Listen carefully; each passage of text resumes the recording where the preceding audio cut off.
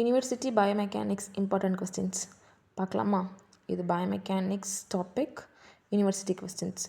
Let's see concavo convex rule. இது என்ன explain பண்ணுது அப்படின்னா, ஒரு ஜாயிண்ட் சர்ஃபேஸ் இன்னொரு ஜாயிண்ட் சர்ஃபேஸில் எப்படி மூவ் ஆகுதுன்றது தான் எக்ஸ்பிளைன் பண்ணுது. If moving joint surface is concave, if the joint surface concave இருந்தால் the roll and glide that occurs in the same direction. If it is convex, the roll and glide occurs in opposite direction அப்படின்னு சொல்கிறாங்க. இப்போ கான்கேவ்னு என்ன, கான்வெக்ஸ்னு நம்மளுக்கு தெரியணும். இப்போ concave அப்படின்னா ஒரு குகை மாதிரி ஞாபகம் வச்சுக்கோங்க.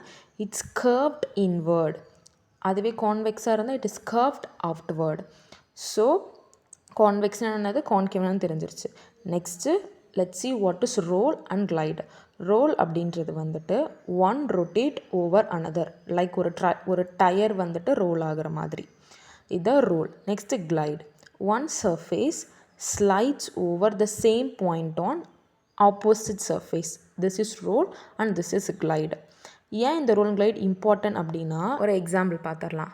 டிபியோ ஃபெமோரல் ஜாயிண்ட், மேலே இருக்கிறது ஃபீமர், கீழே இருக்கிறது டிபியா.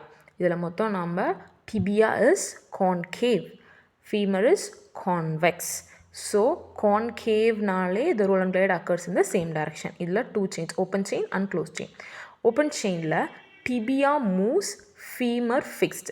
tibia move agudhu, femur fix agudhu. tibia move agudhu, tibia enna surface, concave.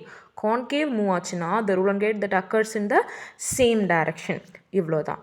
இப்போ next closed chain. க்ளோஸ் செயினில் என்ன ஆகுது, the femur moves on the fixed tibia.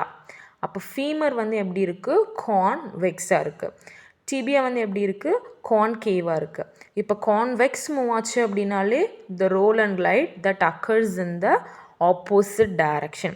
Follow Learn Physiotherapy for more content.